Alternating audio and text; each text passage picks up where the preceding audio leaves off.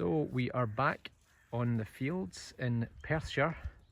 We've got the new boy on the left, Big Paul, and on the right we've got Marty, and Marty has not only bought himself his own spade today, but he's using for the first time his new metal detector. He's bought the same as me, which is an XP Goldmax V4 power. So this is my machine right here. And there's my settings for today, because a few people are always asking. That's what I'm going to start with, and then I'll jig it around as I go. So there we go, let's see how we get on. 2 hammers off this field last week and 2 milled silver, so here's hoping there's more to come. First find for me, little piece of lead. No idea what it is.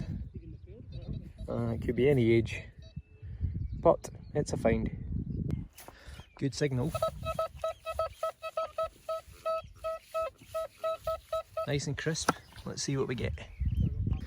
Well, that's about the easiest one you'll ever find. See that? Pop that open, and you see that right there? Looks like a button. Or a washer. Nope. I think it's a little copper washer. Who knows? So this one was lying on the surface. It is what looks like the end of a spoon handle to me. Copper spoon handle. Hey ho. Bit of a dodgy signal, so I didn't film that one, but what to me looks like a bit of webbing for a buckle for military. Someone correct me if I'm wrong, but they had these kind of long, thin sort of buckles on their uniforms. Quite a good crisp one. Let's see what we get. More remnants of the old military range that was here. World War I, World War II. The tip of a, or not the tip, the actual bullet part of a, what I think is a 303. Standard British Army issue calibre of bullet. I thought it probably was another bullet, and indeed it is another bullet. Pretty deformed, this one. My god, what a nightmare I had finding this. I think it's a little lead bullet tip, a 22 calibre, I think. Hey ho. So, good signal. Hate to tempt fate. Sounds like a coin or a bit of aluminium.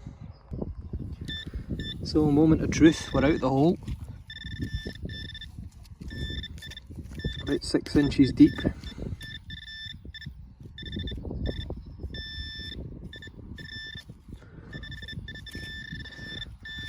There we go. Looks like a coin, folks. It is a coin. And even better, it's a silver one. And surprise, surprise, it's our most common George V, 1 shilling. Fantastic. Let's give it a clean up.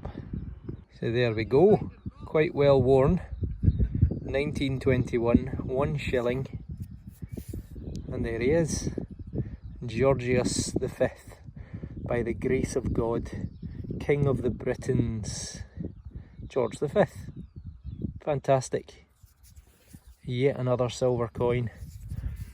The soldiers who were in this field must have been the most useless at holding on to their change. But 100 years later, here I come. Well, here's a momentous moment. Paul, out metal detecting for only the 2nd time, has found his first ever coin. Unfortunately, before I could get to it, he'd already licked it, which, in an attempt to clean it up, which is probably the worst thing you can do. You're better with the copper coins just to let them dry out and just give them a wee rub with your finger. But I think we can just make out Britannia seated on the back. You can see the head there, the little arm sticking out, and the rock that she's sitting on. And on this side, it's a bit hard to say, but I think there's the sign of a head in the middle.